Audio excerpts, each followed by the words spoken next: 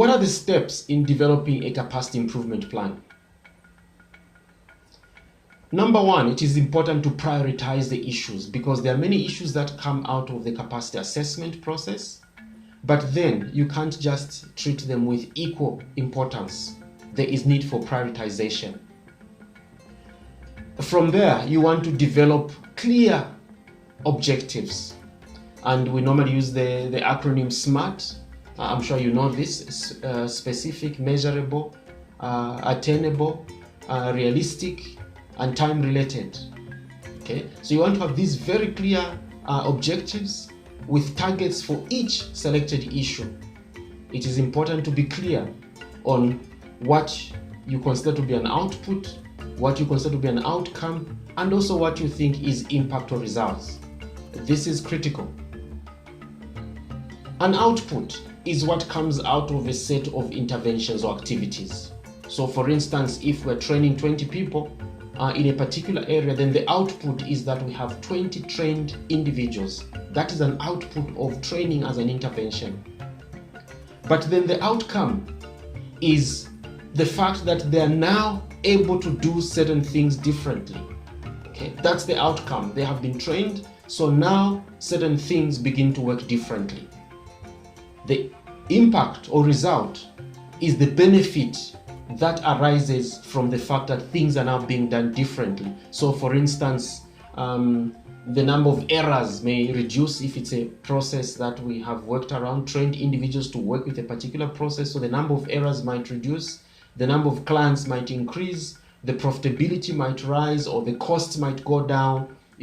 At the end of the day, the end state is where things are now working in such a way that they're producing particular results that we desired. And for each of these, it is important to identify indicators, the means through which we are going to measure whether it's an outcome, output, or whatever impact. Okay? So if it's the number of people trained, or it is the number of things that are beginning to happen differently, okay, or things that have to do with the impact. So whichever the case, we need to have some kind of unit of measuring whether we are moving in the direction that we want and whether we are achieving the objectives that we had set.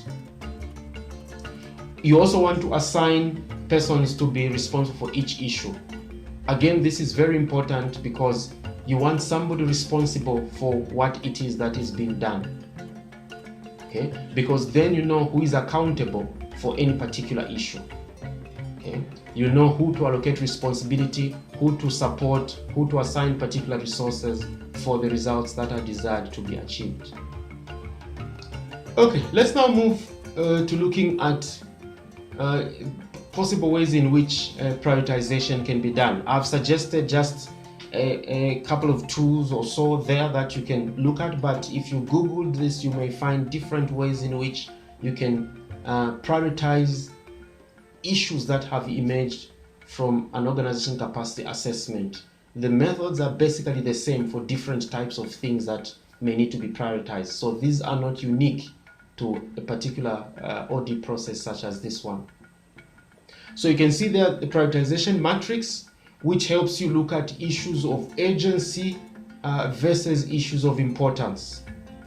So you see boxes there that show the interaction between urgency and importance.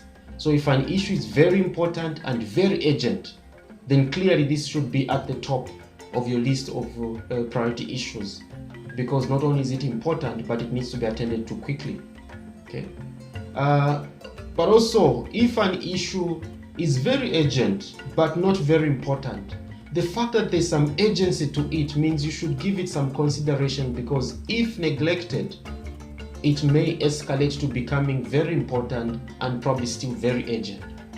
So number 2 can easily drift into number 1 if it's not attended. So because of that, my recommendation is that you, from moving from 1, you move to what I've indicated as number 2 there, issues that are very urgent even if they're not very important.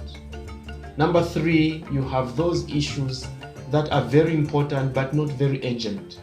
They are important, so keep them on your radar, But because they're not very urgent, you can allocate a particular point in the future when this matter must be attended to. So it must be attended to, but you have the benefit of assigning a particular point in the future, at which point you can attend to it. The number 4, there you have things that are not very important and also not very urgent. So these are things that can possibly fall off as you work with the other more important issues in case you can't get to number 4 without having any major impact on the OD process that you're working through. Of course, given the benefit of time and resources, get to them, deal with them, but in the event that these are not available, some of them may drop off without any major impact.